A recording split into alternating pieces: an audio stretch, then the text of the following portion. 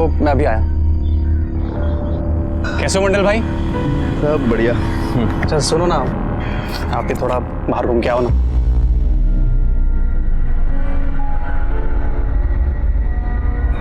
आराम से। ठीक है डॉली, चलें? आओ।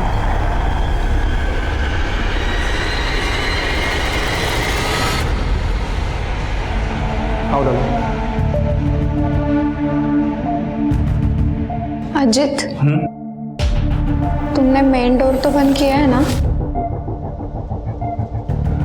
अरे डॉली तुम टेंशन क्यों ले रही हो? यहाँ कोई नहीं आता यार।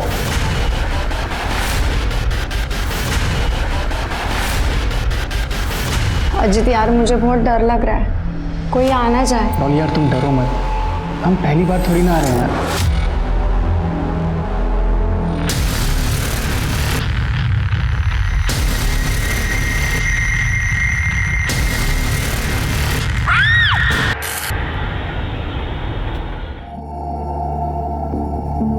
अरे ईशा, क्या है? पापा एक बस एक से क्या होता है? हो गया तुम लोगों का सब रेडी? मैं जूस लेके आती हूँ। सुनो 12 बज गए, 12 बजे आने वाले थे वो लोग। अपर्णा कहाँ है? अपर्णा, तू अब तक रेडी नहीं हुई? दीदी तैयार तो हूँ। ये देखो बैंगल्स भी पहन दी मैंने। खूब सुंदर दिखती है। बस एक कमी रह गई। क्या? टेंशन मत ले।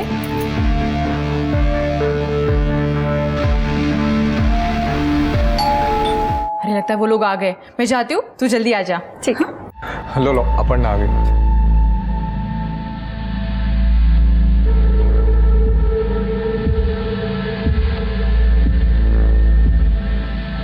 लीजिए चाय लीजिए। हम तो इसी साल अपर्णा की शादी करने के बारे में सोच रहे हैं। मतलब आप लोगों को कोई प्रॉब्लम ना हो तो। अरे हमें क्या प्रॉब्लम हो सकती है? बस एक बार राजीव और अपन आपस में बात कर लें। नहीं, आप अपर्णा का टेंशन मत लीजिए, हमारी तरफ से सब ओके है। तो हमारी तरफ से भी सब ठीक है। तो मुंह मीठा कीजिए। बिल्कुल।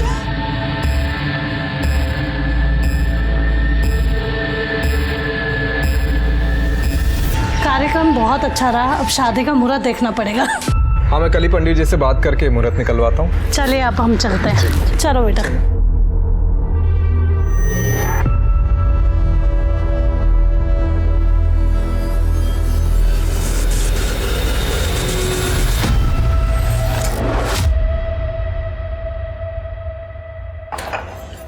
सब कुछ ठीक हो जाए तो दिसंबर जनवरी में इसकी शादी करवाते हैं। यार सब कुछ ठीक ही तो है, और क्या ठीक होना है? दीदी जीजू, मुझे वो लड़का बिल्कुल पसंद नहीं आया।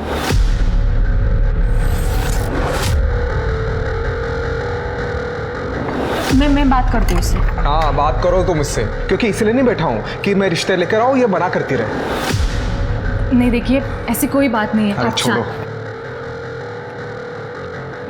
दीदी आप ही बताओ, वो कैसा दिख रहा था लड़का? मुझे बिल्कुल अच्छा नहीं लगा, तो मैं कैसे शादी कर लूँ उससे, बताओ। देख अपर्णा, फैमिली अच्छी है, वेल सेटल है, ऊपर से अकेला लड़का है। तू शादी के बाद ना बहुत खुश रहेगी। दीदी पैसा ही सब कुछ थोड़ी ना होता है। होता है, पैसा ही सब कुछ होता है। दीदी क्या बोल रही हो आप ये?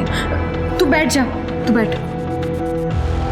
देख अपर्णा, अब हमारे माँ बाबा नहीं है जो हमको जिद करे और वो हमारे नखरे उठाए। आशीष मेरा पति है और उसकी तुम्हारे प्रति कोई जिम्मेदारी नहीं कि वो तुम्हारी शादी करवाए। फिर भी वो सब कुछ कर रहे हैं तुम्हारे लिए, तो तुझे ये बात समझनी पड़ेगी। तू समझ रही है ना मुझे क्या कहना है?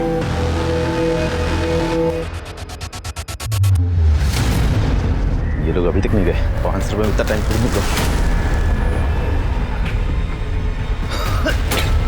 अजीत, ये क्या कर दिया तूने? मंडल, क्या तुम हो वहाँ? मंडल, मंडल, क्या हुआ यहाँ? डॉली कहाँ? डॉली या क्या तूने? डॉली,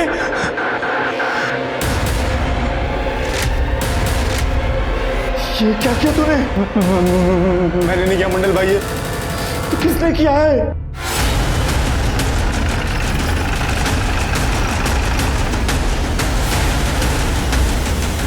साहब ये देखिए सर,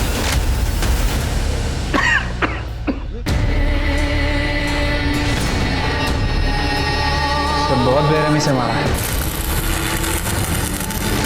अरे कौन है लड़की? साहब वो हाल में जो लड़का अजीत, उसी के साथ आई थी 2-2.5 घंटे पहले। तो ये सब कुछ वो लड़के ने किया है? साहब ये मेरे को मालूम नहीं, मैं तो बाहर गया हुआ था, बंगले में यही दोनों थे अकेले। ये बंगले का गार्ड है ना, तो बाहर कहाँ घूम रहा था? और ये बंगला ये दोनों को क्यों दिया था? ये किस लिए आए थे यहाँ? साहब ज़्यादातर ये मटके बंगलों खाली पड़े रहते हैं, तो कभी कभी लड़के लोग को थोड़े टाइम के लिए दे देता हूँ। कुछ फालतू धंधे करता है, हाँ? शर्म नहीं आती तेरे को? बंगले का सीसीटीवी दिखाओ। सीसीटीवी नहीं है। तेरा ऐसा क्या झगड़ा हुआ था लड़की के साथ, तूने उसको मार दिया? मैंने नहीं मारा साहब, ये उसने किया। उसने किसने? तब पुलिस वाले ने। पुलिस वाला? कौन पुलिस वाला?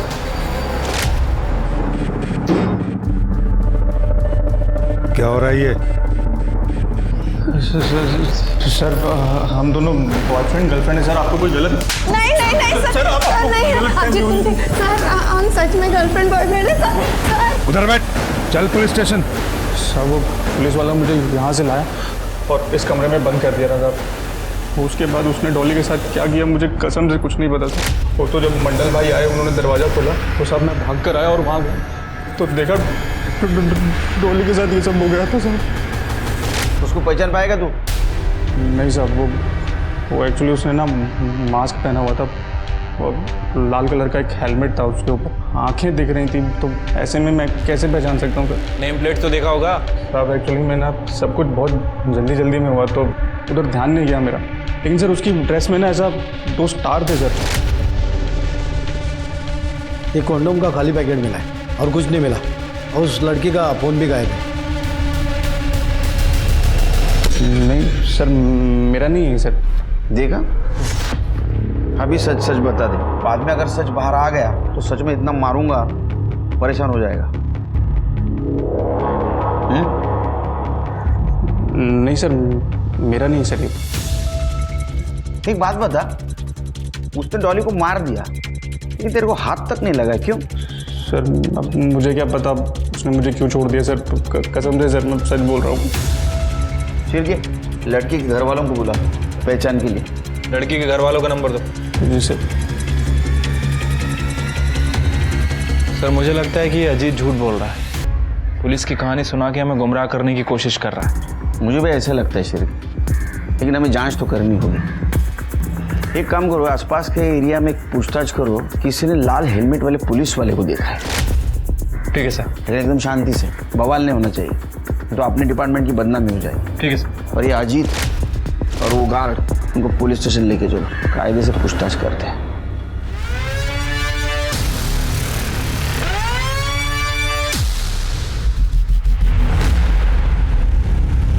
अरे ईशा, मम्मी कहाँ है? आई नहीं क्या अभी तक? आइए ना, अमित मामा से बात कर रही बाहर।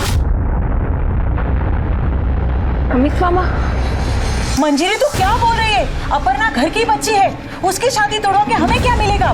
मिलेगा ना चाची, मिलेगा। आपके बेटे के मन की भड़ास निकलेगी। और तुझे क्या जरूरत थी रे?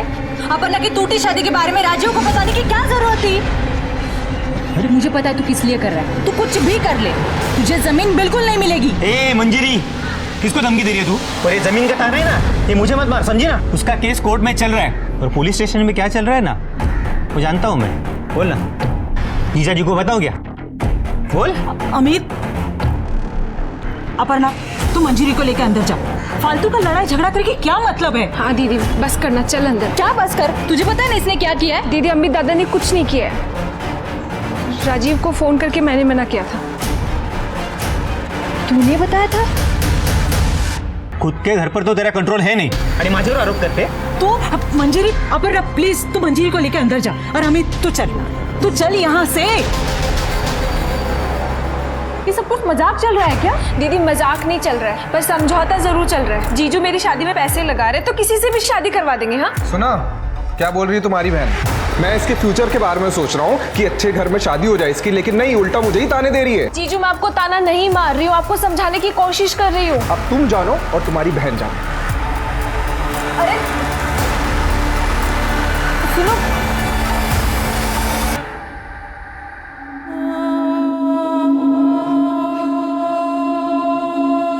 डॉली, डॉली,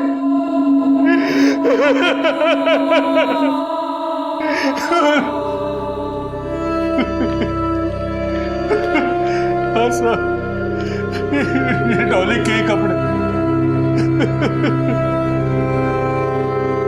शांत हो जाइए आप, पानी पीजिए।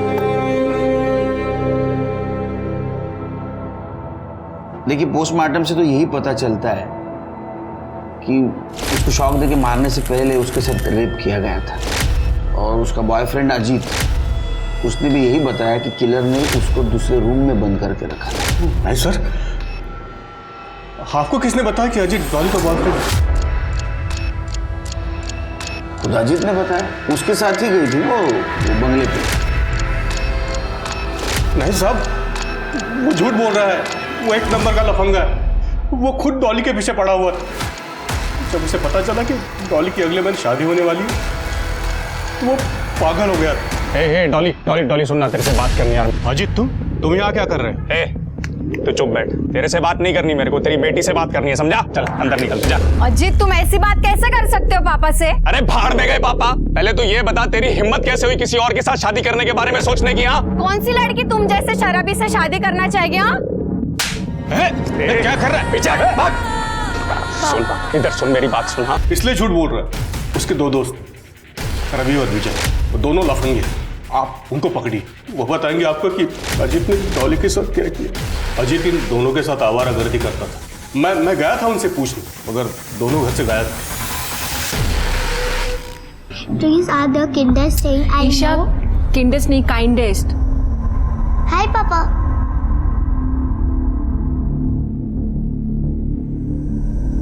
पानी, आप अपर्णा की बात का बुरा मत मानिएगा, पर उसकी बात भी तो सही है ना।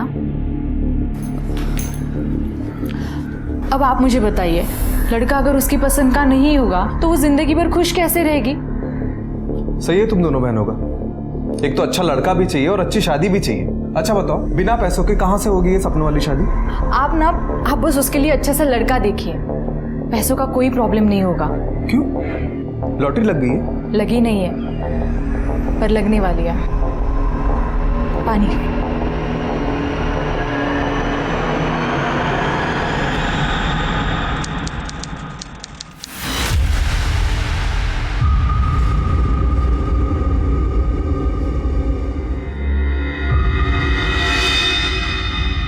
सर, ये ओमकार सही कह रहा था। जिस टाइम डॉली का मर्डर हुआ उसी टाइम अजीत ने रवि को फोन किया था, और इस कॉल के 20 मिनट बाद इन दोनों के फोन की लोकेशन मर्ड एरिया की थी। पकड़ा दोनों को? हाँ सर, भागने की कोशिश कर रहे थे लेकिन पकड़ लिया। गुड।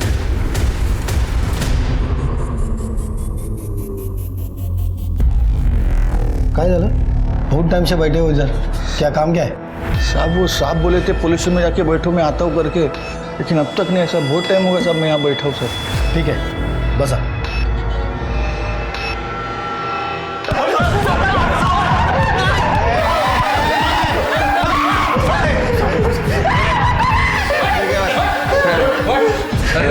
सीधा करे ना सर, बता दो। बता, तू ही बता। डॉली मुझे छोड़कर किसी और से शादी कर रही थी साहब, तो मैं कैसे देख सकता था चुपचाप? आप इसलिए दोनों दोस्तों को साथ लेकर उसका मर्डर कर दिया ना? नहीं सर, हमने किसी को नहीं मारा सर। सर, हम उसको मारना नहीं चाहते थे, हम तो डॉली को उसकी औकात दिखाना चाहते थे। जब से वो रोड पर झगड़ा हुआ था ना, डॉली मुझसे मिलने तक को तैयार नहीं थी सर। तो मैंने थोड़ा नाटक किया और फ़ोन करके उसको सॉरी बोला, और फिर बहाने से उसे उस बंगले पर लेकर गया सर। अजीत क्या कर रहे हो तुम? डॉली प्लीज, लास्ट टाइम यार। डॉली अजीत नहीं नहीं, अजीत ये सही नहीं है। समझा करो ना यार डॉली। अजीत अब सब कुछ खत्म हो गया है। तो पुलिस की कहानी झूठ बताई ना? नहीं सर, वो सच था सर। क्या सच था? सर हम सच बोल रहे हैं। क्या? हम उससे कुछ कर पाते तो उससे पहले ही।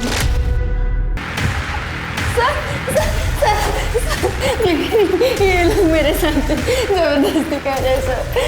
सर, ये लड़की झूठ बोल रही है सर। हमने चल बाहर चल। तुम यहीं रुको। उसके बाद वो पुलिस वाले ने हम तीनों को एक रूम में बंद कर दिया था। फिर उसने डॉली के साथ क्या किया हमें कुछ नहीं पता सर। जब काफ़ी देर तक कोई नहीं आया तो सर हम तीनों बाथरूम की विंडो से बाहर गए और सर जब हम बाहर आए तो हमने देखा डॉली को ऐसे वायर से लपेटा हुआ है और वो मर चुकी थी सर। उसी वक्त पुलिस को फोन क्यों नहीं किया? तूने किया? सर हम खुद ही फंस जाते सर। हाँ। इसलिए मैं और रवि वहाँ से चुपचाप निकल लिए थे और अजीत को कहा था कि अगर मंडल वापस आए तो दिखावा करना कि हम कभी आए नहीं थे यहाँ पे सर। वो पुलिस वाले ने डॉली को मारा है सर। वो लाल हेलमेट के सिवाय कुछ देखा था और नेम प्लेट वगैरह देखी थी? सर नाम तो क्लियर दिख नहीं रहा था साहब, लेकिन यूनिफॉर्म पे 2 स्टार थे ऐसे। और सर उसके पास एक काले रंग का बैग भी था। मैंने बताया सर, मेरे को याद नहीं रहा सर। बैग में क्या था? नहीं सर वो बैग अटकाया हुआ था, उसने उतारा नहीं था।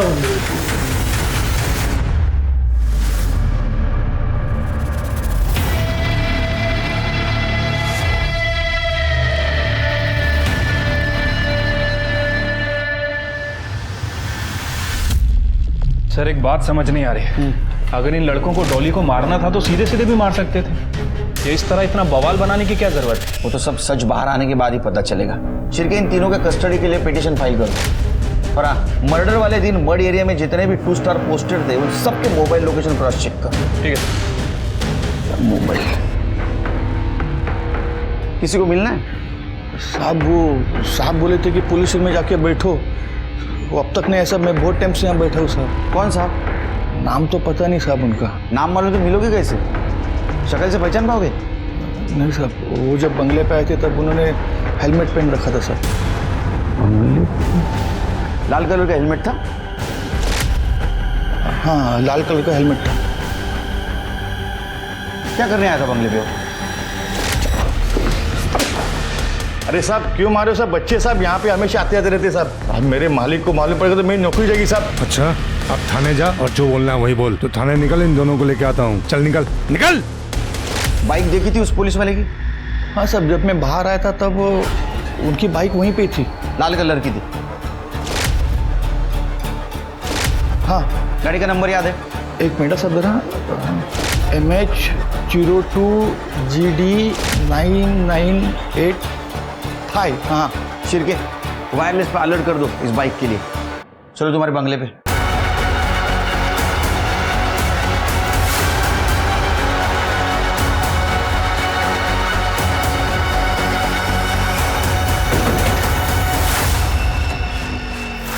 दरवाजा तो बंद है साहब। जब मैं पुलिस स्टेशन आया तो दरवाजा खुला था, लेकिन साहब मेरे पास चाबी है।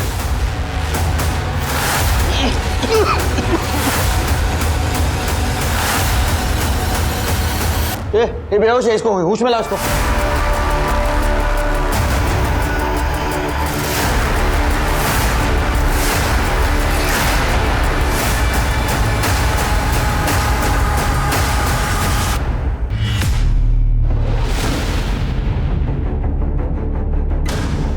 शिरके जो भी किलर हो वो इलेक्ट्रिकल सिस्टम के बारे में पूरी जानकारी रखता है और उसी को उसने अपना हथियार बनाया है।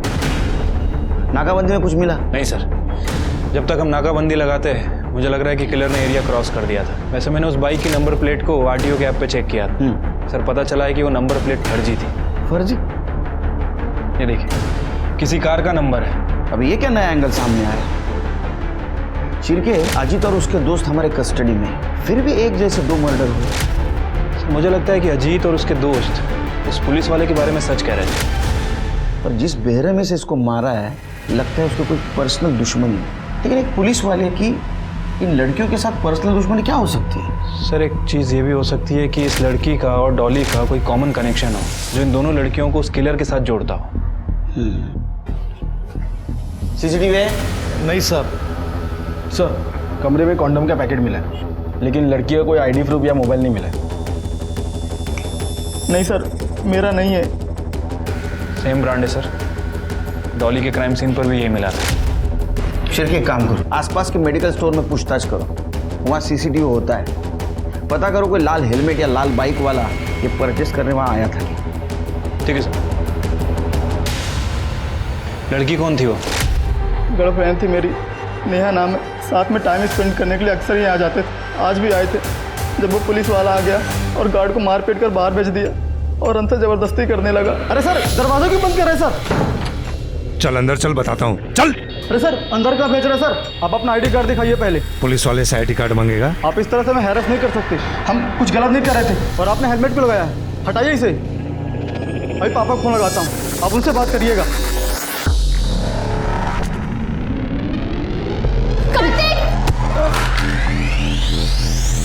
मैं बेहोश हो गया सर और उस आदमी ने मेरी वजह से नेहा की जान गई सर। मुझे यहाँ नहीं आना चाहिए था। तुम दोनों यहाँ आ रहे हो ये बात और भी कोई जानता था? कोई नहीं सर।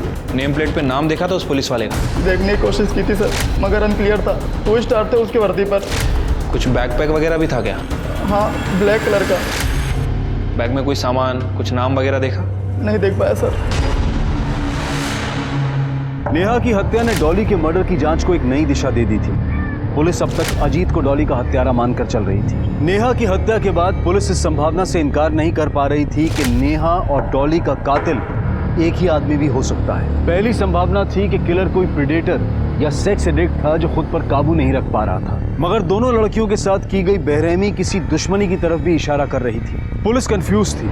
हत्यारे को बंगलोज की लोकेशन, वहां लगे सीसीटीवीज और आने वाले टारगेट की सबकी डिटेल में जानकारी थी। और ऐसा तभी हो सकता है जब इस सब में पहले से कोई अंदर का आदमी इन्वॉल्व हो, जैसे किसी बंगले का कोई कर्मचारी या फिर पहले से ही कपल्स पर नजर रख रहा कोई व्यक्ति। यह भी एक बहुत बड़ा सवाल था कि क्या कोई पुलिस वाला इस सब के पीछे था या फिर यह सिर्फ कातिल का एक स्वांग था जिसकी आड़ में वो छिपने की कोशिश कर रहा था।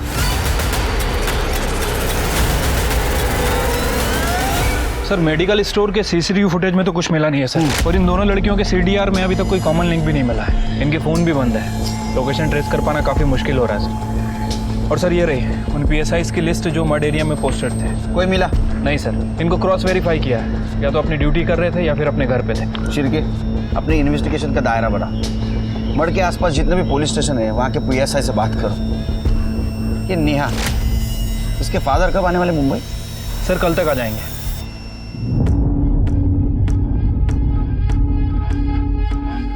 दीदी वो कॉफ़ी ख़त्म। दीदी कहीं जा रही हो क्या आप? हाँ, वो ईशा के स्कूल का कुछ सामान लेना है ना, और ईशा को भी स्कूल से लेना है, तो बस जा रही हूँ। आती हूँ।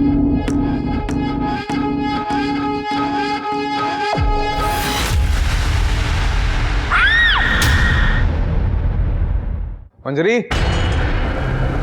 मंजरी, अरे मंजरी कहाँ है? जीजू, दीदी तो ईशा को स्कूल लेने गई है। अरे 5 बज रहे हैं, 2 बजे स्कूल छूटता है। जीजू मुझे नहीं पता, मैं तो अपनी फ्रेंड से मिलने गई थी, अभी आई हूँ। फोन भी ऑफ आ रहा है उसका। जीजू आप टेंशन मत लीजिए, कहीं आस पड़ोस में गई होगी वो। मैं देखता हूँ, ये मंजरी को देखा क्या आपने?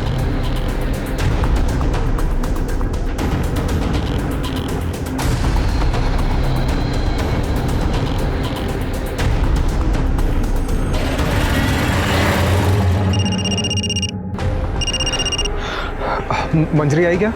नहीं जीजू, दीदी घर पर नहीं आई है। मैंने ईशा के स्कूल में भी फ़ोन किया था, वो वहाँ से ईशा को लेकर निकल गई है पर घर नहीं पहुँची। मैंने भी मोहल्ले में चेक किया, नहीं मिली। जीजू दीदी कहाँ गई होगी? आपकी बेटी नेहा और आपकी बेटी डॉली एक दूसरे को जानते थे? नहीं सर। देखिए श्रीकांत जी और ओमकार जी दोनों के साथ और एक ही तरीके से मारा गया, तो हमें लगता है कि ये काम करने वाला एक ही इंसान होगा, लेकिन वो अजीत नहीं है, क्योंकि अजीत जेल में बंद है। आपका कोई पहचान वाला है जो इलेक्ट्रिसिटी की अच्छी जानकारी रखता हो और नेहा और डॉली को नुकसान पहुंचाना चाहता हो? नहीं सर। आप दोनों में से किसी का पुलिस वाले के साथ झगड़ा हुआ था? नहीं सर, हम शरीफ लोग हैं, पुलिस वालों के साथ झगड़ा क्यों करेंगे?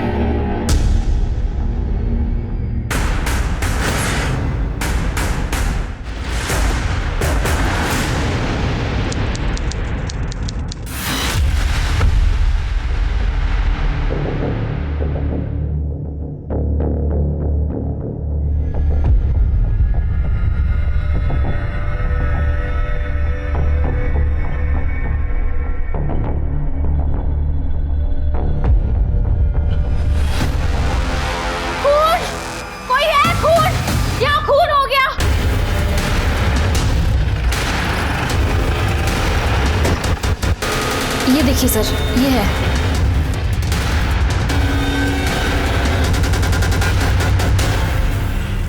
सर तरीका सेम है। कर दे।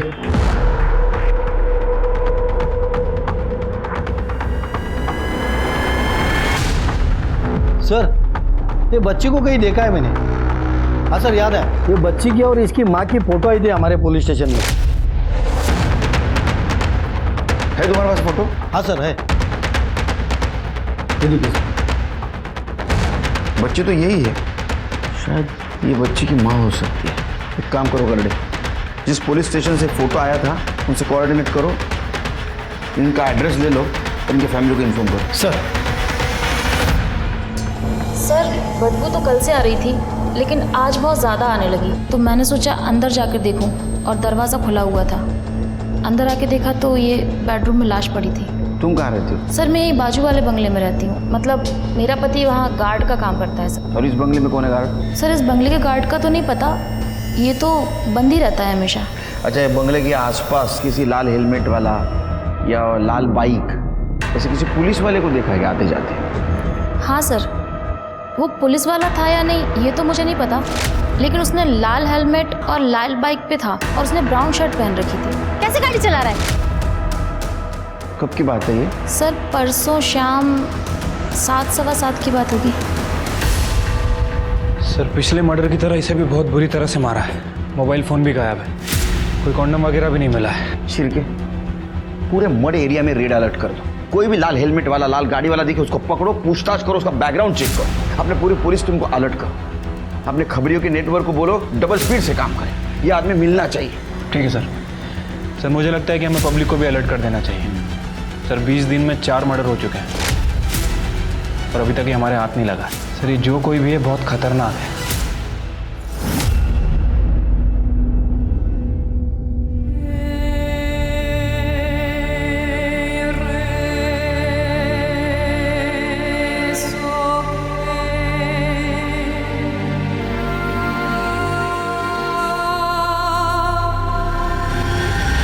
तकरीबन 40 से 50 घंटे पहले दोनों की मौत हुई। औरत की मौत इलेक्ट्रिक करंट से और बच्ची की मौत दम घुटने से हुई। कोई सेक्सुअल असॉल्ट? मरने से पहले फिजिकल हुई थी ये लेडी। सीमेंट के ट्रेसेस मिले हैं हमें बॉडी में, मगर स्ट्रगल के कोई मार्क नहीं है जिससे रेप साबित हो सके। सर आप ये कैसी बात कर रहे हैं सर? सर मंजरी का किसी के साथ कोई अफेयर नहीं था सर। ऐसा तुम्हें लगता है क्योंकि तुम उस बारे में अनजान थे, लेकिन पोस्टमार्टम के हिसाब से हम यकीन के साथ कह सकते हैं कि उस बंगले में मंजरी उसके लवर के साथ ही थी। या तो उसके लवर ने उसको मारा होगा या तो जिसने मारा उसको ये लवर जानता होगा, इसलिए खुद की जान बचाने के लिए मंजरी को छोड़ के भाग गया। सर मुझे कुछ समझ नहीं आ रहा है। नहीं सर, मुझे भी इस बारे में कुछ नहीं पता। ठीक है, तुम दोनों को उसके लवर के बारे में कुछ पता नहीं। क्या मंजरी का किसी के साथ झगड़ा था या कोई मंजरी को नुकसान पहुंचाना चाहता था? हाँ सर मंजरी के चाचा का लड़का अमित। सर अमित की उससे जमती नहीं थी और कुछ दिन पहले उन दोनों का झगड़ा भी हुआ था। सर झगड़ा क्यों हुआ था? सर एक पुश्तैनी प्रॉपर्टी मेरी और दीदी के नाम से थी और अमित दादा बार बार उसे अपनी बताते थे और बार बार उस पर कब्जा करने की कोशिश करते थे। दीदी उस पर अपना कब्जा बनाए रखने के लिए पुलिस और कोर्ट दोनों से लड़ रही थी, पर अमित दादा मान ही नहीं रहे थे। पुलिस के साथ कैसा झगड़ा चल?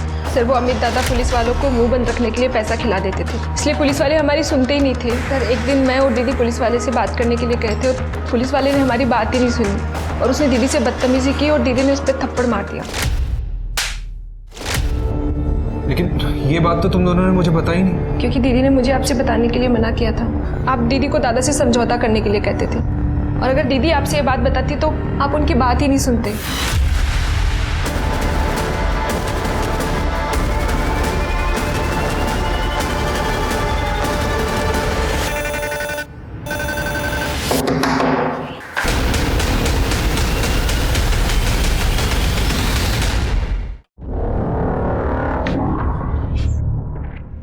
हाँ बोला। सस्पेंडेड पीएसआई मुकेश केदारे।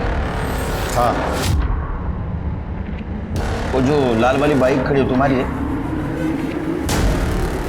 हाँ मेरी है, लेकिन मेरी बाइक से आपको क्या काम? बात करनी है तुमसे। बोला, क्या पूछना है आपको? एक गिलास पानी मिलेगा?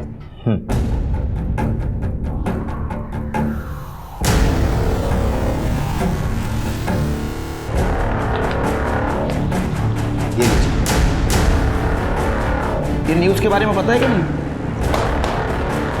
मुझे कैसे पता होगा सर, मैं पहले से सस्पेंड चल रहा हूँ।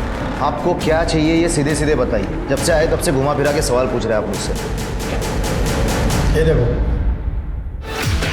आप इसका फोटो मुझे क्यों दिखा रहे हैं? वो इसलिए दिखा रहे हैं कि एक लाल बाइक वाले ने, जिसका हेलमेट भी लाल है, उसने इसका रेप करके इसका मर्डर किया, और वो पुलिस वाला है। अच्छा, तो आपको ऐसा लगता है कि ये मर्डर मैंने किया है क्योंकि मेरे पास लाल कलर की बाइक है, हेलमेट भी है? ऐसा ऐसा ये बकवास ना आप कहीं और जाकर करिए। मुझे लगा था कि आप मुझसे बात करने हैं किसी और सिलसिले में, ना आप तो मुझे जेल भिजवाने के चक्कर में। सही सोचा। तुम्हारी फाइल देखी है मैंने सस्पेंशन की। मंजीरी ने सस्पेंड करवाया था ना तुमको, क्यों? आप क्यों नहीं रुकवा सकते काम? अमित ने आपको पैसे दिए ना काम ना रोकने के लिए। उसने पैसे दिए और कहा काम मत रोको, इसीलिए नहीं रोक रहा। अगर आप कुछ देंगे और कहेंगे काम रोक दो तो रोक दूंगा। क्या मतलब है आपका? मेरा घर नजदीकी है, बीवी मायके गई है, कुछ टाइम हम दोनों साथ में रहेंगे। अब तुम घर पे चले जाना, हाँ फिर सीधा प्रॉपर्टी पे जाके मैटर सुलझा दूंगा। मैं मीडिया में जाऊंगी और सबको बताऊंगी कि इस पुलिस थाने में ऐसे इंसान को काम पर रखा है जो काम के लिए औरतों को खुद के साथ सोने के लिए कहता है। सबके सामने इज्जत निकाली थी तुम्हारी। तुम्हारे पास तो बहुत स्ट्रांग मोटिव है उसके मर्डर का, और बाकी दो लड़कियां, उनको क्यों मारा? और हाँ, वो मंजीरी के लड़के को क्यों मारा? फ्रस्ट्रेशन निकालने के लिए। देखिए, आपको जो बोलना है बोलिए, जो समझना है वो समझिए। ऐसे भी जिंदगी बर्बाद कर दी उस मंजीरी ने मेरी। बीवी भी छोड़कर चली गई, अब कोई फर्क नहीं पड़ता मुझे। जब जेल में पड़ेगा ना तब पूरे बॉडी में फर्क पड़ेगा। करड़े सर, इसके डीएनए टेस्ट का इंतजाम करो। Okay sir. अरे साहब, इतने सालों से उस प्रॉपर्टी का मामला उलझा हुआ था, तभी तो मैंने कुछ किया नहीं। और जब अब मामला सुलझ रहा था तो मैं क्यों मरवाऊंगा मंजीरी को? मामला सुलझ रहा था मतलब? साहब, कुछ दिन पहले मुझे वकील का कॉल आया था मंजीरी की तरफ से, वो प्रॉपर्टी का डिस्प्यूट को खत्म करने के लिए 50-50 का सेटलमेंट ऑफर कर रही थी मुझे। ये सेटलमेंट का ऑफर मंजीरी ने दिया था? हाँ, मतलब उसकी तरफ से लॉयर ने कॉल किया था। आप चाहिए तो बात कर लीजिए ना साहब उससे।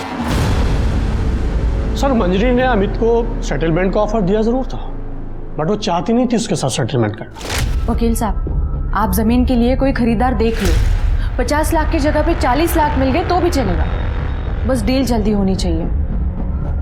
और वो अमित को तो मैंने पहले ही समझौते का चूरन दे दिया है, और वैसे भी ना वो 50% के चक्कर में इस सब में ज्यादा ध्यान नहीं देगा। तब तक हम कोई खरीदार देख के जमीन बेच देंगे। एक बार जमीन बिक गई ना तो उसके बाद अमित जाने और वो खरीदार जाने। आप बस ये बात किसी को मत बताइएगा, आशीष और अपर्णा को भी नहीं। सारी बातें चुपचाप होंगी तभी तो काम होगा ना। सर, हम लोग इस पर डिस्कस कर ही रहे थे कि मंजली के मर्डर की खबर आई और ये बात बीच में रही।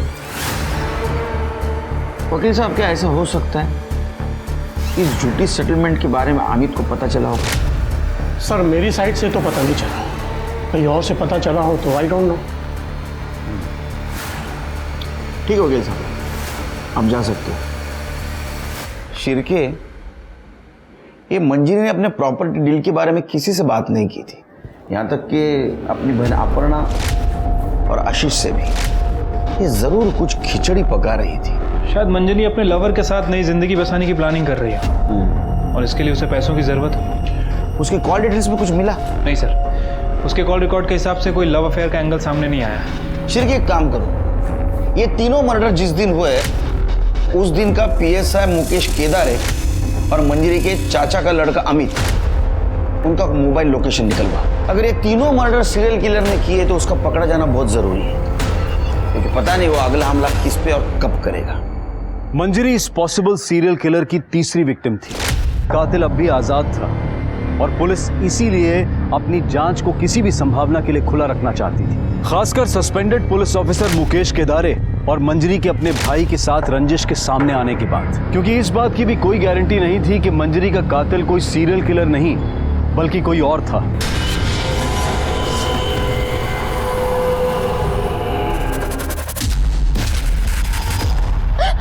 क्या कर रहे हो? प्लीज मुझे जाने दो। प्लीज मुझे जाने।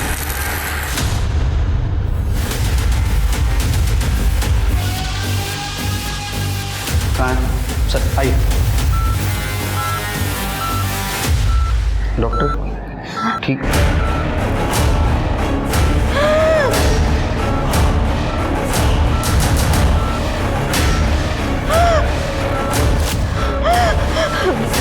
डॉक्टर ये लोग क्या, इन्हें मुझे दूर रखिए डॉक्टर। बेटा तुम्हारी मदद करने के लिए आया। ये बाहर देंगे मुझे, प्लीज प्लीज मेरी मदद कीजिए, मुझे इनसे बचा लीजिए डॉक्टर। सर पेशेंट अभी ट्रॉमा में है, आप बात नहीं कर सकते, प्लीज बाहर जाइए। सर काजल मेरी गर्लफ्रेंड नहीं, वो मेरी अच्छी दोस्त है। मेरे अंकल है, उनका एक बंगलो है सर, हम लोग वहीं पे गए थे टाइम पास करने। और जब वो पुलिस वाला आया तो उसने मुझे सर ज़बरदस्ती रूम में बंद कर दिया। अरे सर दरवाजा खोलिए सर। और वहाँ से जैसे तैसे सर बाहर निकला तो मैंने देखा काजल बेडरूम में बेहोश पड़ी थी। मुझे कुछ नहीं पता सर उसने काजल के साथ क्या किया। मैंने तुरंत ही पुलिस को फ़ोन किया सर और काजल को हॉस्पिटल लेकर आया। और सर आपके सीरियल किलर केस की इन्फॉर्मेशन हमें मिली तो हमने आपको इन्फॉर्म कर दिया। सर मैं भी मंड में पुलिस की सख्ती की वजह से उसने अपने शिकार की जगह बदल ली। उसने जगह ज़रूर बदली, लेकिन शिकार कभी भी कर सकता है। ये आदमी बहुत खतरनाक है, तुम्हारे पुलिस स्टेशन को अलर्ट में रहने के लिए बोलो। Okay sir.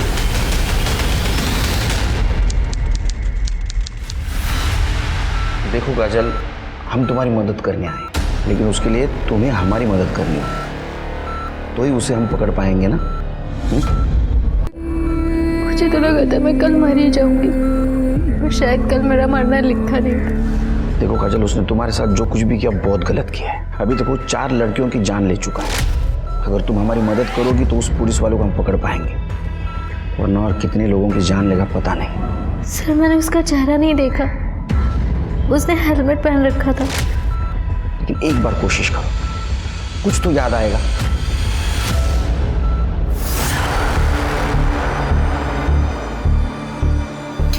देखो मैं इस नौटंकी में शामिल नहीं होऊंगा। मुकेश तुम्हारी मर्जी किसी ने पूछी नहीं है, ऊपर से ऑर्डर है, फॉलो करना पड़ेगा। और अगर नहीं मानोगे ना तो मंजरी के मर्डर केस में हमारे पास बहुत सबूत हैं, अंदर कर देंगे तुम्हें। खड़े, हेलमेट दो। डिसाइड करो मास्क में जाना है या फिर जेल जाना है।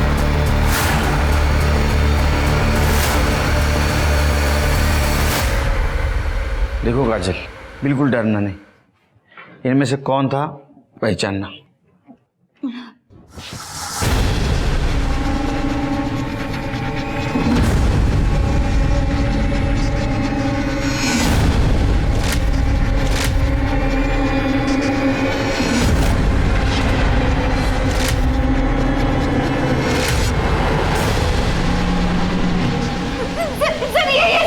कौन? काजल, ये मतलब इनमें से कौन है? सर मैंने कहा ना, मैंने उसका चेहरा नहीं देखा था, उसने हेलमेट पहन रखा था। कुछ तो मैनरिज्म पता होगा, कुछ तो पता होगा।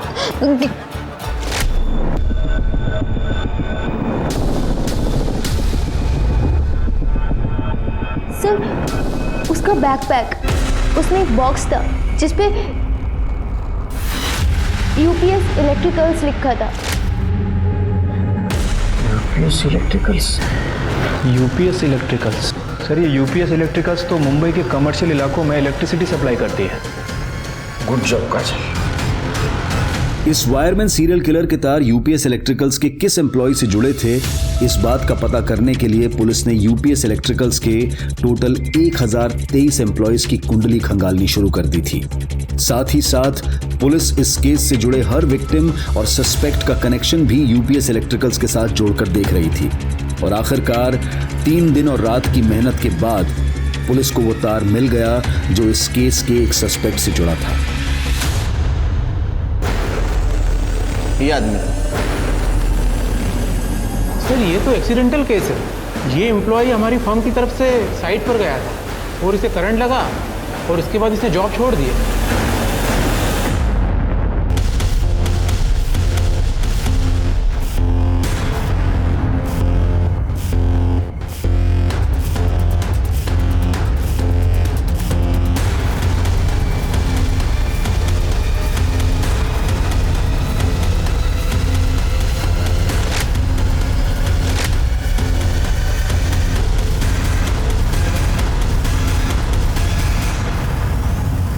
चल बोल, तेरे दिमाग में ऐसी क्या सनक थी कि तूने उसका मर्डर किया?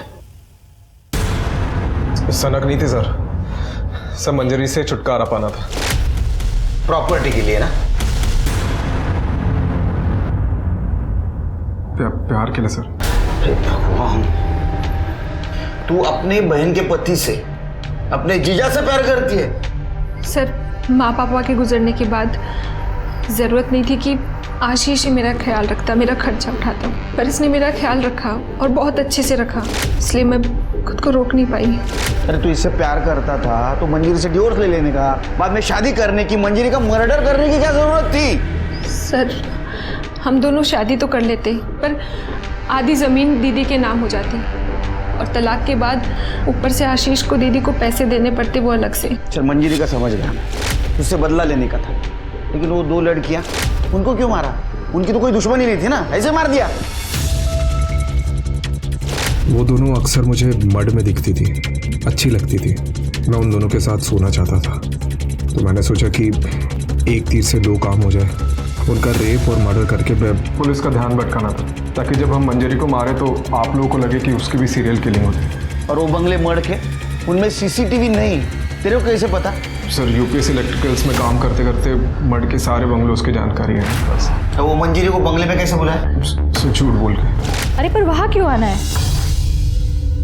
बात तो हम लोग घर पे भी कर सकते हैं ना। अरे सरप्राइज है, और हाँ ईशा को भी ले आना, उसके लिए भी एक सरप्राइज है।